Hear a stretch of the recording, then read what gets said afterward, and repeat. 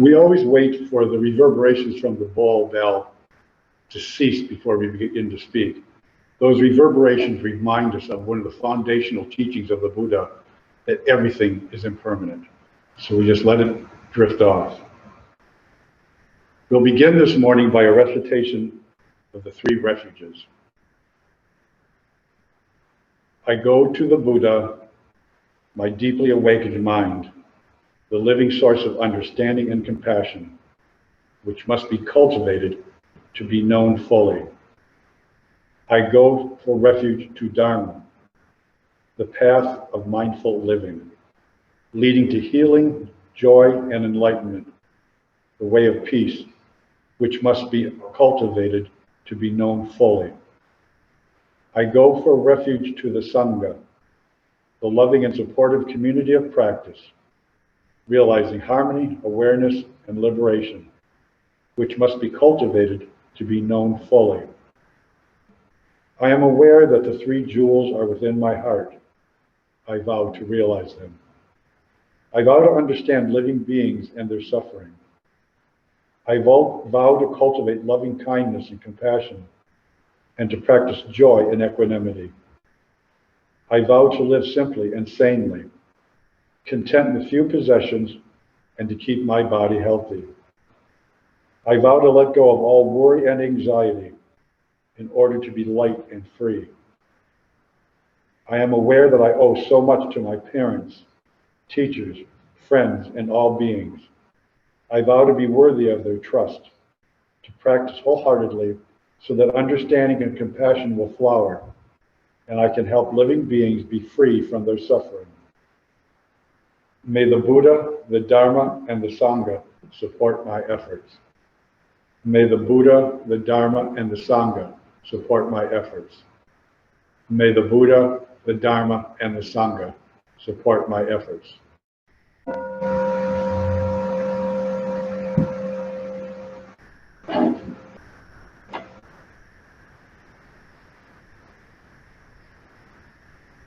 Mark, would you sing with me? Sure. Young show.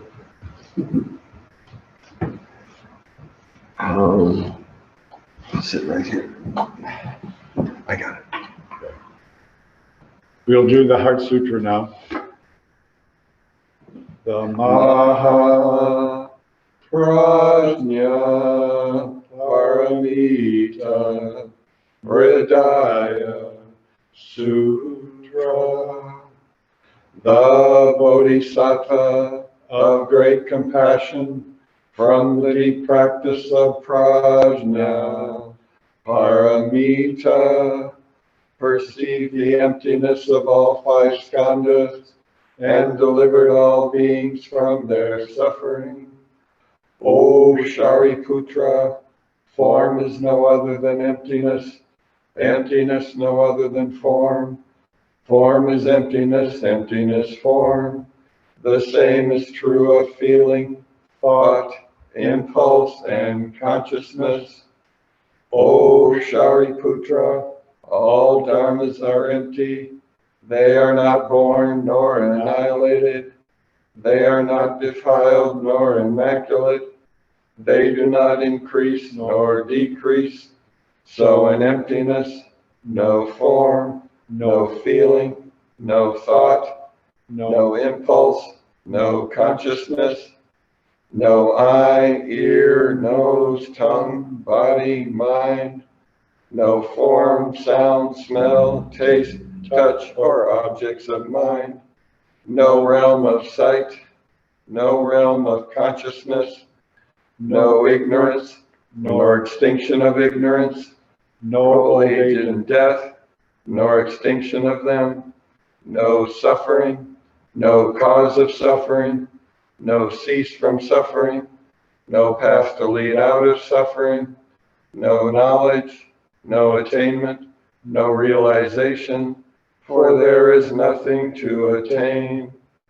The Bodhisattva holds on to nothing but prajna, paramita. Therefore the mind is clear of any delusive hindrance. Without hindrance there is no fear.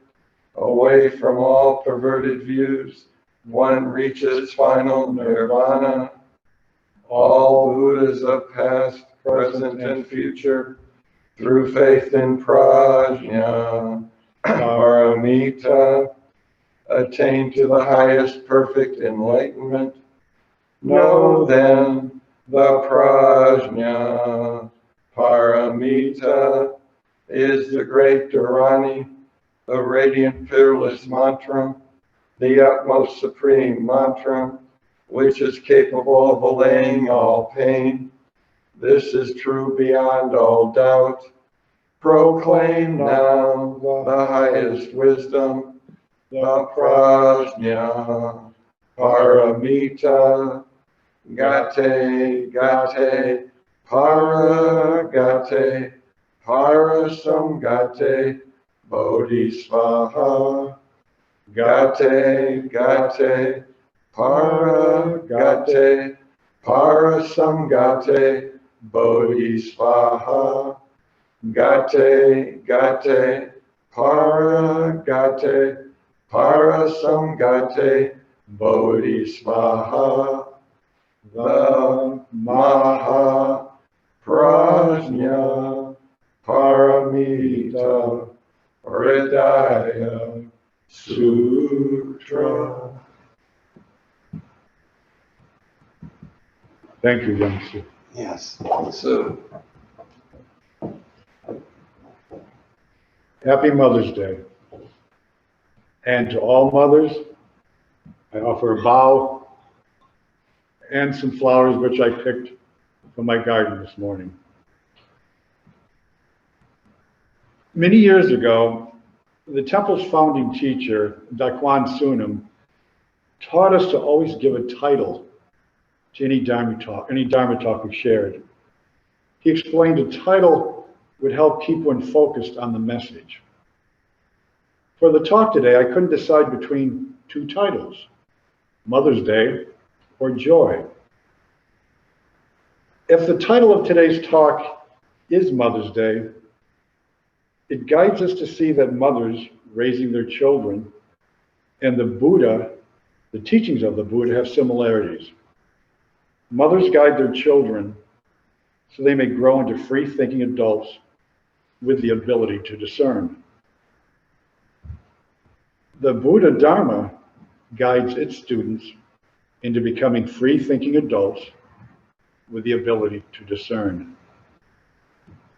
The Oxford Dictionary tells us discern is the ability to perceive and recognize something. Our mothers want us to see and recognize those paths in life that will be the most beneficial to us. The Buddha Dharma, offers us tools to experience reality and recognize delusion so we can see those paths in life that will be the most beneficial to us. Mothers use skillful means to help teach their children. The Lotus Sutra explains skillful means as using specific methods and techniques, things found in everyday life that fit a particular situation in order to teach. I remember right before I started kindergarten, my mother told me to do my very, very best at school to learn to read. That way I could help her read street signs or read storefronts. This request for help from my mother really motivated me. I wanted to do my very best so I could help my mom. The Buddha uses skillful means, things found in everyday life that fit a particular situation in order to teach. In the Lotus Sutra, we read the story of the burning house. This story explains the importance of not delaying the practice, and that the practice can express itself in many, many different ways.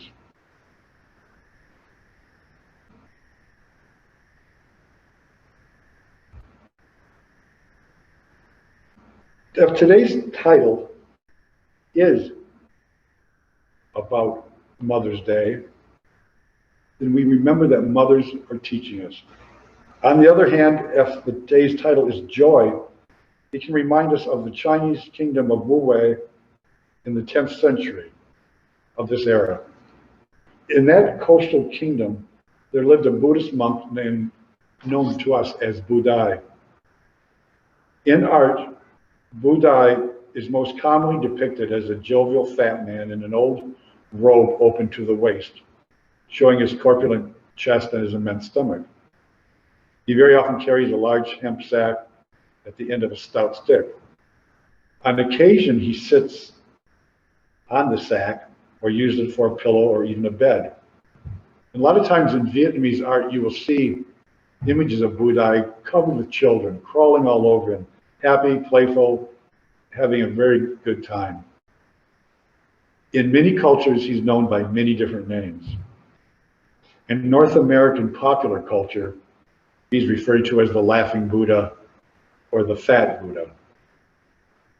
Budai was not Siddhartha Gautama, the historical founder of Buddhism. He was a man inspired by the life of the Buddha and guided and inspired by the Buddha's teaching. Through his Budai's own dedication and sustained practice, he experienced his own innate Buddhahood. At the beginning of his life in the monastery, Budai spent happy days working in the vegetable garden, studying in the library, or meditating in the Great Hall. After some years of living in the monastery, Budai came to realize that he was living selfishly enjoying the joyful freedom that he had experienced and was experiencing through the practice of the Buddha Dharma. His sheltered monastic life kept him from sharing this experience of joy and freedom with other people, with people outside the monastery gates. So one day he decided to leave. He walked out the gate and began his life as a wandering teacher. Out among the people, children were drawn to him because of his joy, his playfulness, and his non-teaching way of teaching. Adults were drawn to him because of his joy, his serenity, his sincerity, and his wisdom. But what was the foundation of Budai's joy, his wisdom, his joyful freedom? Budai had come to understand everything is a product of cause and effect.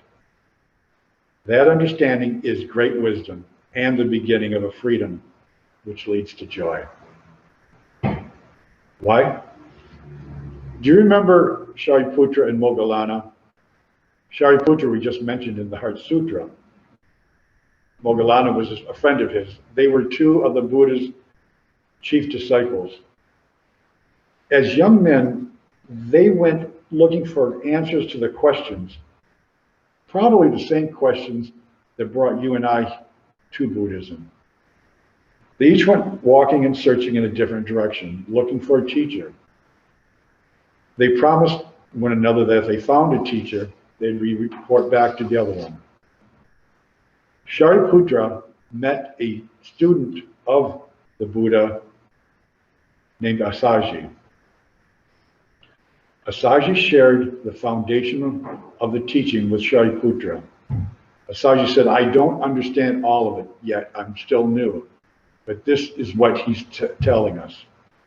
And Asaji said to Shariputra, all things are produced by cause, or causes. The Buddha has explained the causes and the way to eliminate them. This is the teaching of the Buddha. Let me repeat that. All things are produced by causes. The Buddha has explained the causes and the way to eliminate them. This is the teaching of the Buddha. What does that mean? A very simple example would be if there's something that's troubling us, if we stop and use the abilities we've learned through the practice of meditation, we might find out why this thing is disturbing us. Once we know a reason, the cause of disturbance, it may become a little easier to deal with that disturbance. Let's look at the very first teaching the Buddha gave. After his awakening under the Bodhi tree, the Buddha went out and met up again with the 5 ascetics he had once lived with. And he shared with them what he had discovered. And what had he discovered? There's stress, there's anxiety, and there's worry in life. This stress, this anxiety, and this worry have a cause. There's freedom from the stress, freedom from this anxiety, and freedom from this worry. And there's a path to this freedom from stress, freedom from anxiety, and freedom from worry. Now, we all know these truths, these discovery I just said are the 4 Noble Truths. And we know the name of the path referred to in the 4th truth. That's the Noble Eightfold Path. How often do we stop and think about what these 4 statements are telling us? Or think about where the path is guiding us? Now, I translated the word dukkha as stress, anxiety, worry, instead of the usual translation of suffering. I find suffering is too narrow of a word. You know, I may experience stress, I may experience worry, but I may not necessarily be suffering. But however you want to translate dukkha, if we stop and examine what we're experiencing, we'll see a cause or causes. Once we see the cause or causes, we can begin to understand it, and that will begin the process of dealing with it in a wholesome manner. One of the foundational teachings of the Buddha is impermanence. Remember I spoke about the reverberations of the bell. Thich Nhat Hanh reminds us of the Buddha's teaching on impermanence. Thich Nhat Hanh once said, practicing the way of awareness is to realize the true faith of life. The true faith is impermanence. Everything is impermanent and without a separate self. When a person sees into the impermanent nature of all things, their way of looking becomes calm and serene.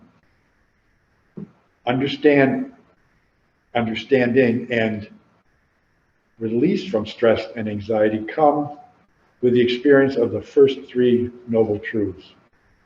Joy comes from the experience of the 4th Noble Truth, the Eightfold Path. This path is something we can do, something concrete, something we can do to increase the joy and the peace in our lives and the lives of everyone and everything around us. If someone asks you, what is Buddhism? You may correctly respond with the 4 Noble Truths and the Noble Eightfold Path. And I don't know if I followed our founding teacher's advice and looked to the title or titles of this talk for guidance, or if I just have given 2 talks. Either way, happy Mother's Day. Remember, care for and love your mother. And always remember, there are only 2 requirements, only 2, for experiencing the joyful freedom offered by the Bodhidharma, the teachings of the Buddha. And those 2 requirements are to start the practice and to continue the practice.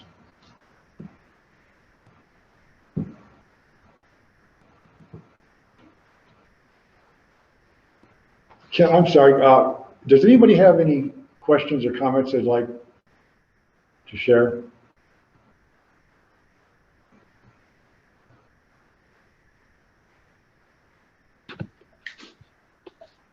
Venerable Hung Su, I was wondering if you could recommend a book where we could learn more about Hotai. I think you call him Hotai, the Happy Buddha. I mean, I've seen him a lot. I was wondering where I could get more of that. Yeah. Oh my goodness, I don't know if there is a particular book. I have just run across him in different readings, different places. He's not in any of the scripture. He lives probably close to 1,000 years after the Buddha. Maybe Wikipedia might be the only thing I can think of. But there's not a book that I can think of that talks about him specifically. Can you spell his name again? Budai. There's a beautiful little Vietnamese restaurant on South Division, just north of 44th Street. When you walk in, immediately in front of you, there's a little shrine to Budai. She's always got a little thing of coffee there for him. It's very nice.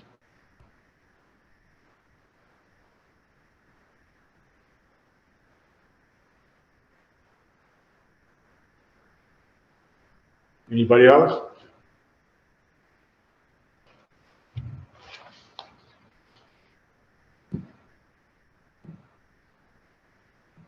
I was going to bypass the meditation, but we are very early. And the reason I was going to do that is because it's Mother's Day, and I thought people might want to get to their mom's house or visit with her. Would you like to do the meditation anyway? All right. We'll begin. Prepare yourself.